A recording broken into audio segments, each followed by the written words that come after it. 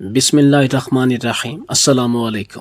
سلطان صلاح الدین ایوبی رحمۃ اللہ علیہ نے جب مصر کا تختہ سنبھالا تو مصر کے شہر اسکندریہ میں ایک دفعہ یہاں پر ایک مسافر آیا۔ لوگوں نے اسے کھانا دیا تو یہ مسافر کہنے لگا، آپ کا کھانا حرام ہے۔ پہلے ایک عیسائی نے کھانا دیا تو اس مسافر نے کہا کہ یہ کھانا حرام ہے، میں اسے ہرگز ہاتھ نہیں لگاؤں گا۔ پھر ایک یہودی اس کے لیے کھانا لے کر آیا تو اس نے واضح کہا کہ یہ کھانا بھی حرام ہے۔ پھر ایک مسلمان کھانا لے کر آیا تو اس نے کہا کہ یہ کھانا بھی حرام ہے، میں ہرگز اس کو ہاتھ تک نہیں لگاؤں گا۔ پھر دوسرے گھر سے کھانا آیا تو مسافر نے کہا تیرا کھانا بھی حرام ہے۔ تیسرے گھر سے کھانا آیا تو مسافر نے کہا تیرا کھانا بھی حرام ہے۔ تمام گاؤں والوں نے مل کر امام مسجد کے گھر کا کھانا اس مسافر کے لیے بھجوایا۔ جب امام مسجد کھانا لے کر گیا تو اس مسافر نے کہا کہ یہ کھانا بھی حرام ہے۔ حتیٰ کہ یہ بات سلطان صلاح الدین ایوبی رحمۃ اللہ علیہ تک پہنچی تو آپ اپنے محل سے کھانا بنوا کر اس مسافر کے پاس آئے تو مسافر نے صاف الفاظ میں کہا کہ یہ کھانا بھی حرام ہے۔ یہ سنتے ہی سلطان بڑے حیران ہوئے اور پھر سلطان صلاح الدین ایوبی، امام مسجد اور تمام لوگوں نے حیران ہو کر پوچھا، آپ کو کیسے پتا چلا کہ ہمارا کھانا حرام ہے؟ حالانکہ ہم نے آپ کے لیے عیسائی مذہب سے کھانا منگوایا، پھر یہودی مذہب سے کھانا منگوایا، پھر اسلام یعنی مسلمان لوگ آپ کے لیے کھانا لے کر آئے، حتیٰ کہ اس سلطنت کا سلطان صلاح الدین ایوبی آپ کے لیے کھانا لے کر آئے۔ آپ نے کہا کہ یہ تمام کھانے حرام ہیں، آخر اس کے پیچھے کیا وجہ ہے؟ تو مسافر نے بتایا کہ یہ کھانے اس لیے حرام ہیں کیونکہ سلطان صلاح الدین ایوبی رحمۃ اللہ علیہ نے جب پہلی دفعہ مصر کا اقتدار سنبھالا تو پوری دنیا میں حقیقی معنوں میں اسلام کی روشنی پھیلائی اور پورے عالم میں اسلام کا علم لے کر، اسلام کی وحدانیت لے کر یہ اعلان کیا کہ اسلام امن کا گہوارہ ہے، لیکن ہمارے امن کو ہماری کمزوری نہ سمجھی جائے۔ جو ہاتھ اور جو آنکھ اسلام کو مٹانے یا مسلمانوں پر ظلم ڈھانے کے لیے اٹھے گی، سلطان صلاح الدین ایوبی اس آنکھ، اس ہاتھ کو نیست و نابود کر دے گا۔ سلطان کے یہ الفاظ پہلی دفعہ یہود و نصارہ کے لیے تیر بن کر برسے اور پورے یورپ میں کوہرام مچ گیا۔ عیسائی، یہودی، ہر مکتبہ فکر کے لوگوں کو معلوم ہو گیا کہ واقعی مسلمانوں اور مصر کا اب کوئی وارث آ گیا ہے، کوئی ایسا بادشاہ آ گیا ہے جو واقعی سلطان کے لقب سے نوازا جانا چاہیے، اور جس کا واضح ثبوت کچھ ہی سالوں میں سلطان صلاح الدین ایوبی رحمۃ اللہ علیہ نے فلسطین کو فتح کر کے پوری دنیا کو بتا دیا تھا۔ سلطان اکثر موقعوں پر اس بات کا برملا اظہار کرتے تھے کہ مجھے عیسائیوں یا یہودیوں کی دولت، ان کے ہتھیار، ان کے گھوڑوں سے کبھی ہار کی کیفیت محسوس نہیں ہوئی۔ میرے جسم میں دوڑتا ہوا خون مجھے ہر لمحہ یہ احساس دلاتا ہے کہ اللہ تعالیٰ کی نصرت، اللہ تعالیٰ کی مدد جب مسلمانوں کے ساتھ ہوگی تو بے شک مسلمانوں کی تعداد کم ہی کیوں نہ ہو، مسلمانوں کے پاس ہتھیار کم ہی کیوں نہ ہو، مسلمان مالی طور پر کمزور ہی کیوں نہ ہوں، لیکن جب تک ان کے پاس جذبہ ایمانی ہوگا اور صرف اللہ کی مدد ہمارے ساتھ ہو تو ہم اس کرۂ ارض کے جس حصے کو چاہیں فتح کر سکتے ہیں۔ اور اللہ نے ہمیں ہمیشہ سرخرو کیا۔ مصر کا تخت سنبھالتے ہی سلطان صلاح الدین ایوبی نے اپنی رعایا کے ہر فرد، وزیر، سپاہی، سپہ سالار، قاضی، ہر چیز کو مخاطب کر کے کہا کہ یہود و نصارہ کی چمک دمک پر نہ جانا، اپنے دین پر ہمیشہ قائم رہنا اور مشکل گھڑی میں صرف اللہ سے مدد مانگنا، اپنے بازوؤں پر بھروسہ کرنا، اللہ تجھے کبھی محتاج نہیں کریں گے۔ ایک دفعہ مصر کے شہر اسکندریہ کے قریب جمناد ایک قبیلہ تھا۔ یہ مشہور زمانہ قبیلہ سلطان صلاح الدین ایوبی نے بادشاہ رینالڈ سے جنگ فتح کرنے کے بعد حاصل کیا تھا۔ اس قبیلے کے اندر یہودی، عیسائی اور مسلمان تینوں قومیں اکٹھی رہتی تھیں۔ یہ قبیلہ اقلیت کی صحیح معنوں میں حقیقت کو آشکار کرتا تھا، کیونکہ یہ تینوں قومیں مختلف مذاہب ہونے کے باوجود آپس میں اتحاد و اتفاق سے رہا کرتی تھی۔ جب کبھی کوئی مسئلہ پیدا ہوتا تو آپس میں ہی سلجھا لیا کرتے تھے۔ ہر کسی کو اپنے اپنے مذہب پر چلنے کی کھلی آزادی تھی، لیکن دن بدن یہودی اور عیسائیوں میں سے کافی لوگ مسلمان ہو رہے تھے۔ ایک دن اسکندریہ کے قبیلہ جمناد میں مسلمانوں کی جامعہ مسجد میں ایک مسافر آیا جو نہایت ہی دبلا پتلا اور درویش صفت کا نظر آتا تھا۔ یہ شام کے وقت آیا اور مغرب کی اذان کے بعد شامل نماز ہو گیا۔ اگرچہ یہ مسافر محض ہڈیوں کا ڈھانچہ تھا، تاہم اس کی صورت با اثر تھی، نماز پڑھی گئی اور نمازی اپنے اپنے گھر چلے گئے۔ کچھ دیر بعد ایک مقامی مسلمان کھانا لے کر داخل ہوا اور اس نو وارث سے کہا، آپ بھوکے ہوں گے، میں کھانا لایا ہوں، براہ کرم تناول فرما لیں، آپ کی بڑی عنایت ہوگی۔ اس درویش مسافر نے جواب دیا، معاف فرمائیے، مجھے کچھ پرہیز ہے۔ مقامی مسلمان نے جواب دیا، حضرت آپ کچھ بھی فکر نہ کیجیے، یہ سادہ سی روٹی ہے، مرچ کم ہے اور گھی بھی بازاری نہیں ہے۔ مسافر نے کہا، بھائی میرا یہ مطلب نہیں ہے۔ مقامی مسلمان نے پوچھا، پھر کیا مطلب ہے؟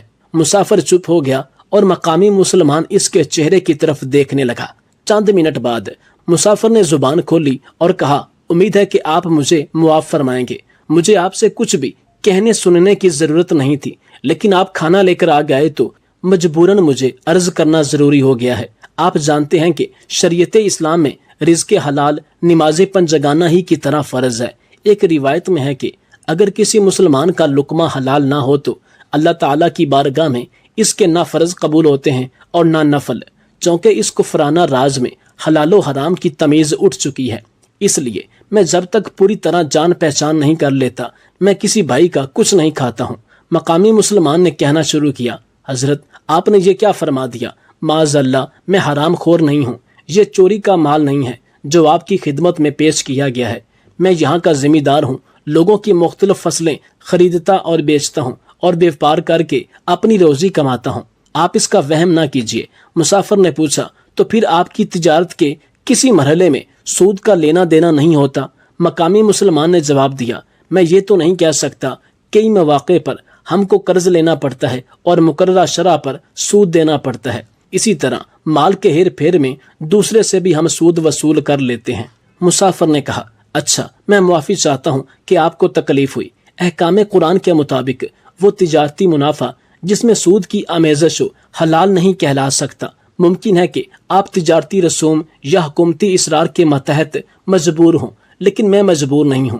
بے شک آپ کو تکلیف ہوئی اور آپ کی دل شکنی بھی ہوگی، مگر آپ کے اسلامی اخلاق سے امید کرتا ہوں کہ آپ اس کے لیے مجھے معاف فرما دیں گے۔ اس کے بعد مسافر نے مقامی مسلمان سے رخ پھیر لیا اور قبلے کی طرف منہ کر لیا اور یاد خدا میں مشغول ہو گیا۔ مقامی مسلمان اس آخری جواب سے سخت مضطرب اور پریشان ہوا اور اس نے نہایت ندامت سے برتن اٹھائے اور سر جھکا کر واپس چلا آیا اور برتن گھر پہنچا کر ہمسایہ کے یہاں پہنچا اور اس سے کہا کہ مسجد میں ایک بزرگ مسافر آئے ہیں، آپ اپنے یہاں سے کھانا لے کر جائیں اور کھلا آئیں۔ یہ ہمسایہ مقامی دواخانے میں حکمت کا کام کرتا تھا۔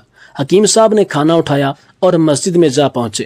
مسافر نے نہایت نرمی اور خوشگوئی کے ساتھ حکیم صاحب سے تعارف اور جان پہچان کی فرمائش کی۔ حکیم صاحب ذرا باتونی بزرگ تھے، انہوں نے کہانی سنانا شروع کی اور فرمایا، حضرت مجھ پر اللہ تعالیٰ کا بڑا فضل ہے، میری 100 دینار تنخواہ ہے، 2-4 دینار ہر روز اوپر سے بھی آ جاتے ہیں۔ بڑا لڑکا بھی ملازم ہے، وہ 60 دینار تنخواہ پاتا ہے اور 2-4 دینار روزانہ وہ بھی لے آتا ہے۔ زمین بھی ہے جہاں سے سال کا غلہ آ جاتا ہے، اللہ کا بڑا کرم ہے۔ حکیم صاحب کی کہانی ختم ہوئی تو مسافر نے انہیں نہایت محبت اور میٹھے انداز سے سمجھایا کہ اسلام مقدس میں رشوت ستانی کس قدر بڑا جرم ہے، اور آخر میں اپنی معذوری ظاہر کر کے کھانا کھانے سے انکار کر دیا۔ مسافر کی گفتگو اس قدر سنجیدہ اور باوقار تھی کہ حکیم صاحب نے بھی ان کے سامنے اپنی گردن خم کر دی اور بڑی ندامت کے ساتھ کھانا اٹھا کر گھر واپس چل دیے۔ یہاں ذمہ دار صاحب پہلے ہی ان کے منتظر تھے۔ دونوں نہایت درد و ندامت کے ساتھ ایک دوسرے کو اپنی کہانی سنا رہے تھے کہ چند اور نیک دل مسلمان وہاں جمع ہو گئے۔ انہوں نے بھی یہ کہانیاں سنی اور آنن فانن یہ بات محلے میں عام ہو گئی۔ حکیم صاحب اور ذمہ دار صاحب نے مل کر عرض کیا کہ اب کسی بڑے ذمہ دار کے یہاں سے کھانا بھجوانا چاہیے تاکہ اس پر سود یا رشوت کا الزام نہ آ سکے۔ چنانچہ اسی وقت ایک ذمہ دار کے یہاں سے کھانا بھجوایا گیا۔ مسافر نے اس سے پوچھا، آپ کے پاس کوئی گروی زمین تو نہیں ہے؟ جب ذمہ دار صاحب نے اس کا اقرار کیا تو مسافر نے انہیں پھیر دیا اور کہا کہ جو شخص مسلمان ہو کر زمین گروی رکھتا ہے اس کی کمائی حرام سے خالی نہیں ہو سکتی۔ اس کے بعد ایک عالم صاحب کو بھیجا گیا جو کہ ایک مسجد کے امام تھے۔ ان میں یہ نقص پایا گیا کہ انہوں نے اپنی بہنوں کو حکم شریعت کے مطابق جائیداد میں حصہ نہیں دیا تھا، اس لیے مسافر نے ان کا کھانا بھی رد کر دیا اور فرمایا کہ آپ بہنوں کے غاصب ہیں، اور کہا آپ کے ہر لقمے میں آدھے سے کم حرام شامل نہیں ہے۔ جیسے یہ خبر پورے قبیلے میں پہنچی تو یہ بزرگ مسجد سے نکل کر باہر چوراہے میں بیٹھ گیا۔ وہاں عیسائی اور یہودی بھی باری باری اپنے گھروں سے کھانا بنوا کر لے گئے، لیکن اس درویش مسافر نے ان کا کھانا بھی حرام کہہ کر واپس بھیج دیا۔ نماز مغرب سے یہ سلسلہ شروع ہوا اور رات کے 9 بج گئے۔ متعدد مسلمان کھانا لے کر گئے مگر مسجد سے شرمندہ ہو کر واپس آئے۔ مسافر طیبہ کی کسوٹی لیے مسجد میں بیٹھا تھا اور ہر ایک مسلمان کو جو کھانا لے کر جاتا تھا اسی قرآنی کسوٹی پر پرکھتا اور شرمندہ کر کے باہر نکال دیتا تھا۔ تمام آبادی میں شور برپا ہو گیا۔ جا بچا یہی چرچا تھا۔ مسلمانوں کو بھوک اور نیند بھول گئی، اگرچہ عیسائیوں اور یہودیوں کے ذہنوں میں بھی مختلف باتیں گردش کرنے لگیں کہ ہم نے بہت سے مسلمان دیکھے، لیکن یہ کوئی انوکھا درویش ہے جس کے پاس جب کھانا لے کر جاتے ہیں تو وہ اس کے نقائص بتا کر واپس بھیج دیتا ہے۔ گھروں میں، بازاروں میں، گلی کوچوں میں جہاں بھی 4 آدمی بیٹھے تھے یہی گفتگو اور ذکر تھا۔ جب کسی جگہ ایک مسلمان دوسرے کو کہتا تھا کہ تم کھانا لے جاؤ تو اسی وقت کانوں پر ہاتھ رکھ دیتا تھا، کیونکہ ہر شخص اپنی اصلیت جانتا تھا۔ کوئی کہتا تھا کہ میں راشی ہوں، کوئی کہتا تھا کہ میں سود خور ہوں، کوئی کہتا تھا کہ میں تو کم تولتا ہوں، کوئی کہتا تھا کہ میں نے بہنوں کا حصہ نہیں دیا، کوئی کہتا تھا میرے لڑکوں کی آمدنی میں حرام شامل ہے، یعنی لڑکے کمائی کے ساتھ شراب زنی بھی کرتے ہیں۔ مختصر یہ کہ دلوں کے عیوب آج زبانوں پر آ گئے تھے اور ان کا برملا اعلان ہو رہا تھا۔ اگرچہ یہاں ہزارہ مسلمان لوگ اور گھر آباد تھے مگر ایک شخص بھی عقل حلال کا مدعی بن کر سامنے نہیں آیا تھا۔ ایک شخص بھی ایسا نہیں تھا جس سے مکمل طور پر یقین ہو کہ میرا ہر لقمہ، میرے اناج کا ایک ایک دانہ حلال کا ہے۔ بزرگان قصبہ کی گردنیں خام تھیں۔ با احساس مسلمان زمین میں غرق ہوئے جاتے تھے کہ آج ہزارہ مسلمانوں میں ایک شخص بھی نہیں ملتا جو ایک ایسے مہمان کو جو عقل حلال کا طالب تھا ایک ہی وقت کا کھانا کھلا سکے۔ رات کے 10 بج گئے مگر کسی گھر سے کھانا نہ گیا۔ اب سوال یہ درپیش تھا کہ کیا یہ درویش مسافر مصر کے اس قبیلہ جمناد سے بھوکا چلا جائے گا؟ کیا رسول اللہ صلی اللہ علیہ وسلم کے امتی حرام کھانے پر مصر رہیں گے؟ پھر قبیلے والوں نے باہمی مشاورت کے ساتھ 2 لوگوں کو سلطان صلاح الدین ایوبی کے پاس بھیجا۔ ان 2 لوگوں نے سلطان کے پاس پہنچ کر سلطان کو سارے ماجرے سے آگاہ کیا۔ یہ سنتے ہی سلطان صلاح الدین ایوبی بہت زیادہ حیران و پریشان ہوئے اور اپنے باقی تمام کام چھوڑ کر فوری اپنے محل سے کھانا بنوایا اور کھانا بنوا کر ان لوگوں کے ساتھ ان کے قبیلے پہنچے۔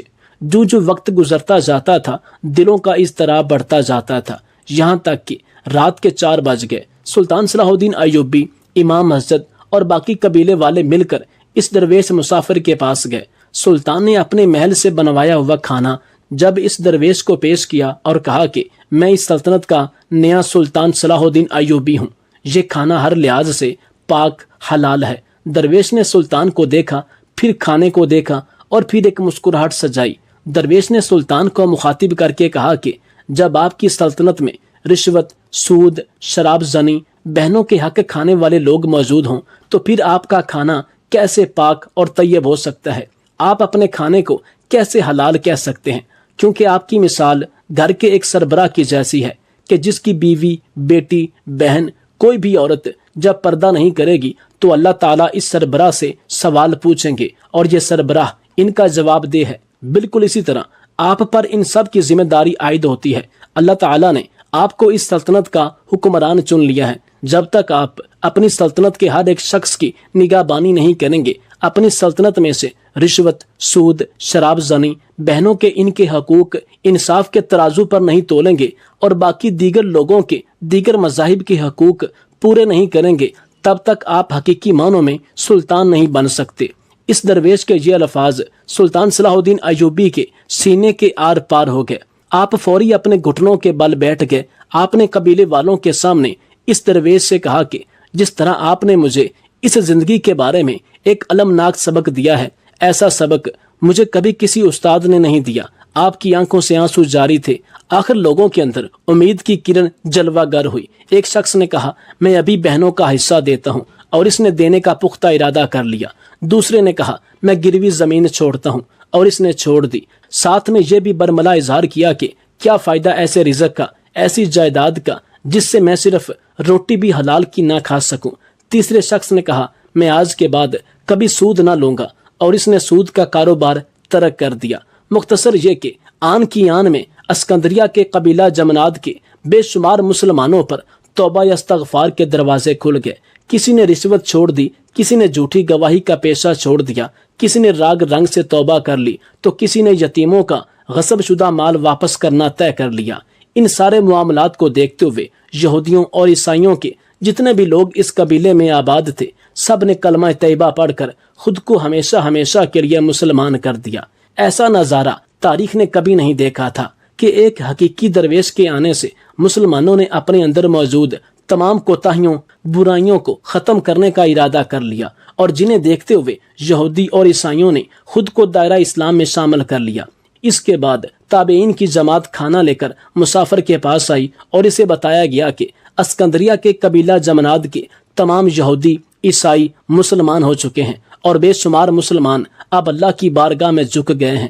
انہوں نے اپنی غلطیوں کو محسوس کر لیا، اور اب عملی اصلاح توبہ کے بعد سلطان صلاح الدین ایوبی کے ہمراہ اس درویش کے پاس آئے ہیں اور یہ کھانا پیش کرتے ہیں۔ مسافر نے جب یہ واردات سنی تو سجدے میں گر گیا۔ اس کے بعد دسترخوان بچھایا گیا، جس میں سے مسافر نے چند لقمے کھائے، اور اس کے بعد لوگوں کو رخصت کر دیا۔ صبح کے وقت قبیلہ جمناد کے بے شمار مسلمان ذوق در ذوق مسجد میں آئے تاکہ باخدا انسان کی زیارت کریں، جس کے زہد بریا نے اپنے صرف ایک عام سے عمل سے اسکندریہ قبیلہ کے آدھے مسلمانوں کو صحیح معنوں میں سچا مسلمان بنا دیا تھا۔ مگر وہ حیرت زدہ رہ گئے جب انہیں بتایا گیا کہ مسافر تہجد کے بعد مسجد سے نکلا تھا اور واپس نہیں آیا۔ یہ واقعہ ہے جس سے معلوم ہو سکتا ہے کہ اہل اللہ کس طرح خلق خدا کی اصلاح کیا کرتے ہیں۔ اس مسافر نے کوئی واعظ نہیں کیا، کوئی کتاب نہیں چھاپی، کوئی درس و تدریس کا نصاب نہیں بنایا۔ وہ مغرب سے تہجد تک صرف چند گھنٹے اسکندریہ کے قبیلہ جمناد کی جامع مسجد میں ٹھہرا، مگر جب وہاں سے گیا تو بے شمار یہودی اور عیسائی مسلمان ہو چکے تھے۔ مسلمانوں کی اصلاح ہو چکی تھی، بے شمار یتیموں کو اپنا حق مل چکا تھا، بے شمار لڑکیوں کو اپنا شرعی حصہ مل چکا تھا، بہت سے رشوت خور رشوت ستانی سے باز آ چکے تھے، بہت سے جواری جوا چھوڑ چکے تھے، زانی اور شراب پینے والے توبہ کر چکے تھے۔ ہر بشر کے دل میں رزق حلال کی طلب جاگ گئی تھی۔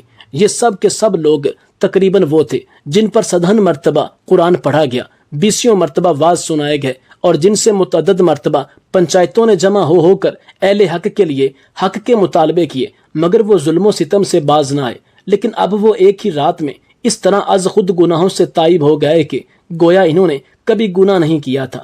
پھر لطف یہ کہ یہ سارا کام نماز مغرب سے شروع ہوا اور فجر سے پہلے ختم ہو گیا۔ ایسے ہی عمل اور باخدا انسان ہیں جن کی نگاہوں سے قوموں اور ملکوں کی تقدیریں بدل جاتی ہیں۔ شرط یہ ہے کہ مرد کلندر کو خود اپنی ذات میں مومن اور سچا مسلمان ہونا چاہیے، تو پھر اس کا کیا گیا ہر ایک عمل دوسرے مسلمان کے دل میں گھر پیدا کرنے کے لیے کافی ہے۔ اس بزرگ نے سلطان صلاح الدین ایوبی رحمۃ اللہ علیہ اور اس قبیلے میں بسنے والے تمام لوگوں کی غیرت کو اور ان کو آئینہ دکھا دیا تھا کہ تم لوگ نہ خود رزق حلال کھا رہے ہو اور نہ کسی کو کھلا سکتے ہو، تو تمہاری جائیداد، بڑے بڑے گھروں، ذمہ داروں کا کیا فائدہ؟ تم لوگ نہ صرف اپنی دنیا خراب کر رہے ہو بلکہ آخرت میں بھی تم لوگوں کا کوئی حصہ نہیں ہوگا۔ بس اتنی سی بات سے ہر شخص کے اندر اس دیندار شخص نے چراغ حقیقی جلا دیا۔ اس ایمان افروز واقعہ کو دیکھتے ہوئے آئیے اپنے اندر اخلاق اور صداقت پیدا کریں۔ آج وقت ہے اپنی اصلاح کیجیے، اپنے اپنے گریبانوں میں نظر دوڑائیں کہ ہم نے کسی کا حق کھایا یا ہم نے کون سا ظلم کیا ہے۔ آج ہی اس سے توبہ کریں اور اپنے دین اور دنیا دونوں کو سنوار لیں، کیونکہ آج ہر مسلمان، خاص کر پاکستان میں بسنے والے تمام مسلمان جانتے ہیں کہ آج ہمارا ملک کس قدر مسائل کا شکار ہے۔ پوری دنیا میں ہمارے پاسپورٹ کی کوئی عزت نہیں ہے۔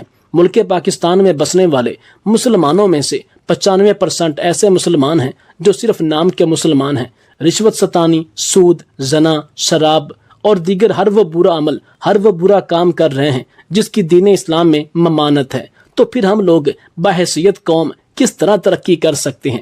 یہ ایک اٹل حقیقت ہے کہ جب تک ہم لوگ اسلام کے بنیادی اور حقیقی اصولوں پر عمل پیرا نہیں ہوں گے، تب تک ہم ترقی کرنے کے بارے میں سوچ بھی نہیں سکتے۔ ہم سب کو اپنے گریبانوں میں نظر دوڑانی چاہیے۔ ویسے تو ہم میں سے ہر دوسرا شخص ہر دوسرے آدمی کے عیب جانتا ہے، لیکن اپنے عیب جاننے کے لیے اس کے پاس وقت نہیں ہے۔ آج ہم سب کو اپنے گریبانوں میں جھانکنا ہوگا، کیونکہ آج ہم ہر وہ کام کر رہے ہیں جس کی اسلام میں ممانت ہے۔ جب تک ہم خود کو نہیں بدلیں گے تب تک ہم دنیا اور آخرت میں خود کو سرخرو نہیں کر سکیں گے۔